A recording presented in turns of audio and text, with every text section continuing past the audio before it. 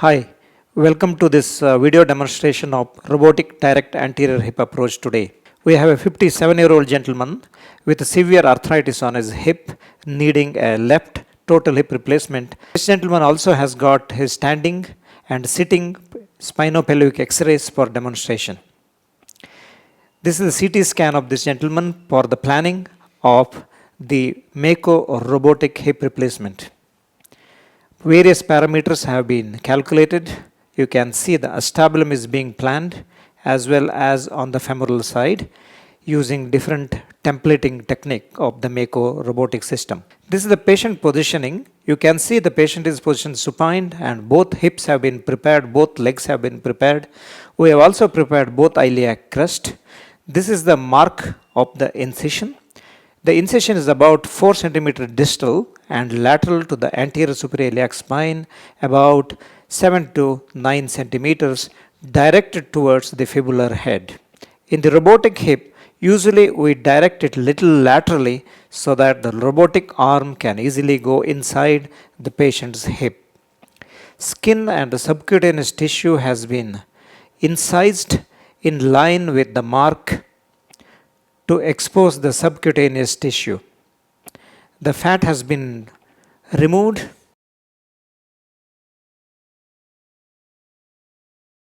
and you can see the fascia over the tensor fascia lata muscle, which has a distinct bluish color which will help us to identify the structure. You can see now the fascia covering the fascia lata muscle, which is bluish in color. This approach is not a real intermuscular, it's almost a modification giving us an intramuscular type of incision because we separate the muscle fibers now from the fascia covering the tensor fascia lata now, so that the fascia which is now incised will be separated from the muscle and that will be retracted medially so that the nerves on the medial side, the lateral cutaneous nerve of the thigh is being protected.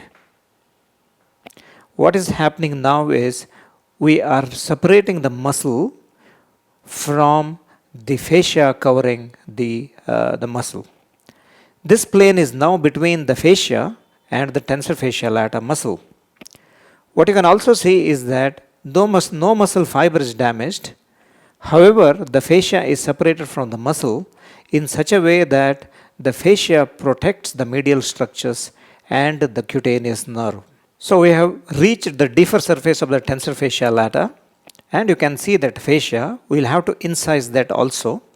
However, one of the most important part in this operation is identifying the ascending branch of the lateral circumflex vessels, which you can see very clearly in this video. If you don't properly ligate it or cauterize it, you will have extensive bleeding later, which will be difficult to control. And hence these structures are clearly identified and then they are cauterized.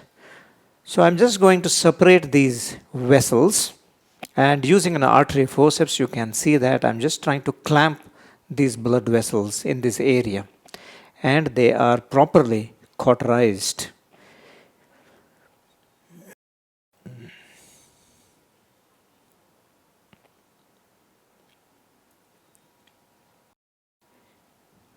You may also find some leash of the ascending vessels, especially the ascending branch of the lateral circumflex vessels and some variations in some patients. If you find these leash of vessels, you should identify and cauterize them also. Once these vessels are cauterized and the hemostasis is secured, you incise the deeper part of the tensor fascia lata as well. Now these curved Hohmann retractors are used and you can see that one of the retractor is on the medial part of the neck. Currently this is extra articular. Similarly, another Hohmann retractor which is on the posterior aspect, which is also extra capsular, but it is on the lateral part of the neck. You can see the thick capsule very clearly now and we are incising that in a longitudinal fashion along the neck from the acetabular margin up to the intertrochanteric line. You can also see the joint fluid escaping.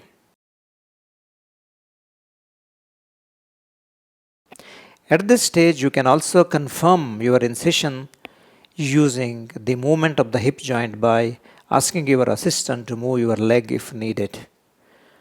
However, it's very easy to identify this structure at this stage looking at the glistening capsule. I have incised the capsule now from the acetabular up to the intertrochanteric line.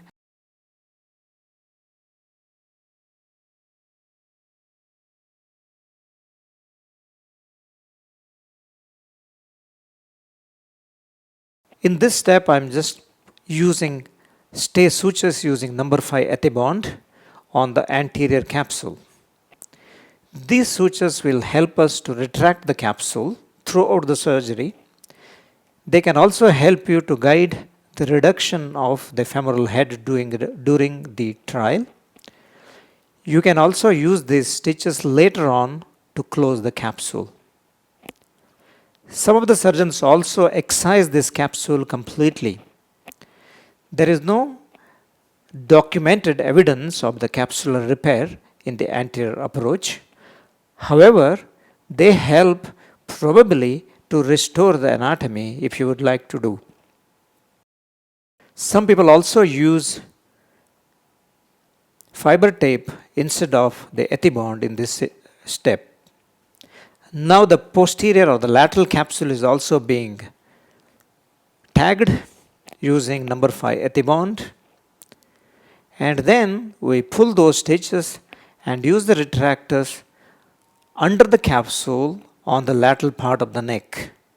Placing these homons under the capsule under these stitches make it very safe, especially on the medial aspect. Once these retractors are in place, you can see most of the neck, part of the head, as well as the intertrochanteric line. At this stage, you can also use additional homon retractors on the anterior edge of the acetabulum or a simple Langenbach retractors distally to expose the intertrochanteric line depending on the step of the operation you do. Now I am inserting the pins on the contralateral iliac crest for the tracker pins. These tracker pins are usually on the opposite side, especially when you are using direct anterior approach, because if you use it on an ipsilateral side, they may come in your way of instrumentation. However, some modifications also described where the ipsilateral pins are possible. So the 3 pins are placed on the contralateral iliac crest, and using those pins we have used these trackers which will communicate with the robotic machine. Now the attention is diverted toward the proximal femur. I have placed a checkpoint on the trochanteric area and also a trochanteric tracker pin which is going in now. Make sure that these pins are not coming in the way of your reaming. These pins are not necessary if you are going to use only an express system of the robotic hip replacement. This is an extended version where femoral part is also navigated using this robotic system, and hence we have to use the pins also on the femur. So now I have started with the registration process of the proximal femur, taking multiple points as described on the robotic screen which you can see. There are several points on the intertrochanteric area as well as on the part of the head which is exposed. We make sure that these points are properly collected. These are all sharp probes, and hence they can pierce the cartilage and take directly the measurement on the bone, and map that to the CT scan which is already loaded to the robotic machine. I have taken several points now, and the proximal femur has been already mapped to the robotic system. Once the registration process is confirmed, the machine will tell you whether your registration is adequate or not. It will give you the value how exactly is your registration is. Once a proximal registration is done, you can mark the neck cut using a probe. So I have done that. I have used the probe and marked the neck, and then I am trying to resect the femur. Some people do a resection after dislocation and some people before resection. In this case, I have done a napkin ring resection of the neck. You can see that there is a double osteotomy on the neck, which will allow us to dislocate the hip easily. So a napkin ring osteotomy of about 5 millimeter size has been done, and that napkin ring osteotomy bone is removed first using a Cocker's forceps.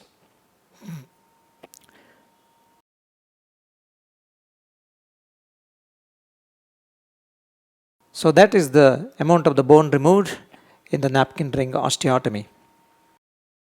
Once that has been done, we use this corkscrew, initially using the drill to pierce the head from anterior-posterior in a proximal direction. And then the drill is detached from the corkscrew, and we use a simple T-handle to manipulate the head and dislocate the head out of the acetabulum. This process can sometimes be difficult, and if your neck resection is not adequate, your assistant may have to give a traction. So rotate the head and then dislocate in the direction posteriorly so that the central ligament is ruptured and the head dislocates. And then you confirm whether the neck resection is adequate or not using the robotic. We start femur first so that the femoral version is fixed in the robo. This is a very important step where we release the superior part of the capsule, as you can see in the diagram. Superior capsule is released longitudinally on the upper part of the neck so that the neck can be elevated. You can also see the leg is flexed all the way down by breaking the table at the anterior superior iliac spine level, at the hip level.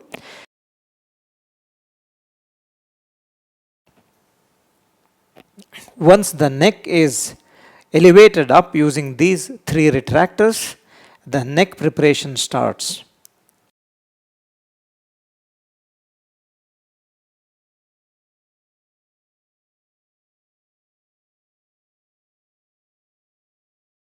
You can see 3 Hohmann retractors. They are in specific place. The superior one is under the trochanter, medial to the gluteus medius and the capsule. And the lateral one is also under the trochanter. The medial one is on the lesser trochanter, but it is pushing the femur laterally. And all this together will lift the femur anteriorly so that you have good access. We have started with a box chisel. We have got these angled broaches and broach handles to prepare the femur. It's very important to place these in a proper alignment, otherwise you may pierce through the cortex. So sequential broaching of the proximal femur is being done. In this patient, as planned in the preoperative planning, we have gone up to the 5 size of the Accolade 2 reamer. Now we have placing the trial neck, and we are recording the final neck version in the robotic. So we have seen that the broach is 13 degree of version, making us about a good 35 degrees of combined antiversion. Once the femur is prepared, we remove this brooch and then we start preparing the acetabulum for the preparation. There are 3 Homans retractors initially, all of them are not usually needed, usually 2 Homans are also okay. Once the acetabulum is seen, the labrum is removed and the loose cartilage is removed, and you can see the 360 degrees of the acetabulum, and on the superior part of the acetabulum we need to expose a little bit of the soft tissues so that we can place the acetabular checkpoint. This is the acetabular checkpoint. We also keep a thread tied to this acetabular checkpoint screw so that it will not escape into the pelvis during the course of the surgery or while removing. Once that's been done, now the acetabular registration process starts using multiple points both intra-articularly as well as extra-articularly. There are several points which the robotic will guide you through, and we have to take at least 15 points intra-articular and extra-articular points. There are also checkpoints like the anterior notch as well as the anterior or posterior horn of the acetabulum. Robo is confirming the registration process now. That is the final step of registration. Once the robot confirms that the registration is adequate and our bony points are mapped to the CT scan images in the robo, it will allow you to go to the next stage. Sometimes this step can be fiddly because of the soft tissues around the acetabulum. Once the registration process is completed, the robotic arm comes into the picture, and make sure that the robotic arm is seen to its receivers, which is placed on the head side of the patient. So the robotic arm is placed inside the acetabulum and the version is locked at 20 degree and the inclination at 40, and a progressive reaming is done. And you can see that there is only single reaming, and the red areas show that few millimeters or maybe a fraction of a millimeter of over reaming, which is usually not a problem. So until you get the zero reaming, the reaming is completed, acetabulum is washed, and you can see a trial prosthesis is confirmed to be in a good position. A definitive prosthesis acetabulum is prepared and it is now being inserted. Robot also gives you a proper angle of inclination, version, as well as the depth using a real-time screen pictures on the robot. That is, acetabulum is in place. I have just checked the stability. Now I am final confirmation of the acetabular version and inclination using the probe, and it shows a good alignment, confirmed to be using 5 points on the acetabulum of 40 degree of inclination and 19 degrees of version. This is the acetabular liner which is hammered in, and we once again confirm the stability of them.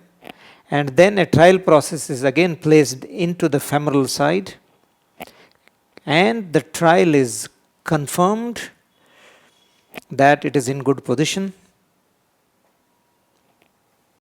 using the trial processes. So to reduce the hip is brought back to neutral, traction, internal rotation. The leg length is checked by manual measurement as well as the robotic measurement. Stability is checked in a standard fashion.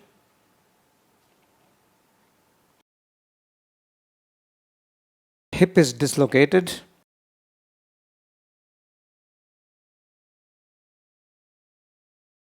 After the wash,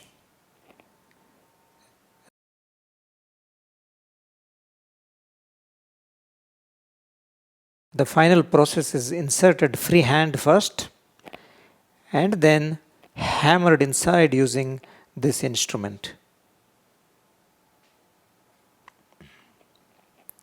There is a final head,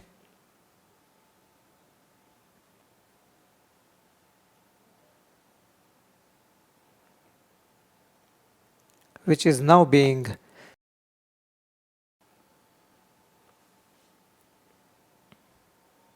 reduced.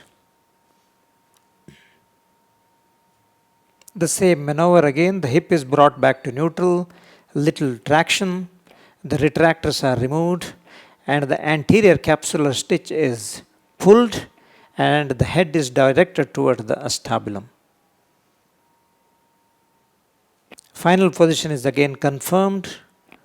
Wash it thoroughly using the pulse lavage so that all the debris are removed. You can see now the capsule is retained fully and the capsule is stitched using those retaining stitches which was applied in the initial part of the surgery. Couple more, the simple stitches are applied to the capsule so that we got a good capsular closure. That is the end result of the capsular closure. You can see no muscle has been damaged, the muscle fibers are still looking healthy. Only the fascia on top of the tensor fasciae lata muscle is loosely closed. The muscle fibers themselves are not sutured.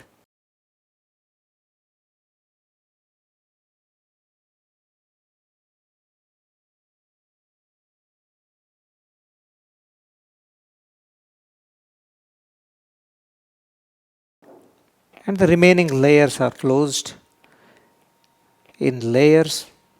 We usually use a couple of layers on top of that. This is the subcutaneous layer which is being closed now. And finally we close the skin using this subcuticular sutures. So that is the end result with about 7 to 8 centimeter of the scar. That is the post-op X-ray of this gentleman. You can see the good positioning of the components. Thank you very much.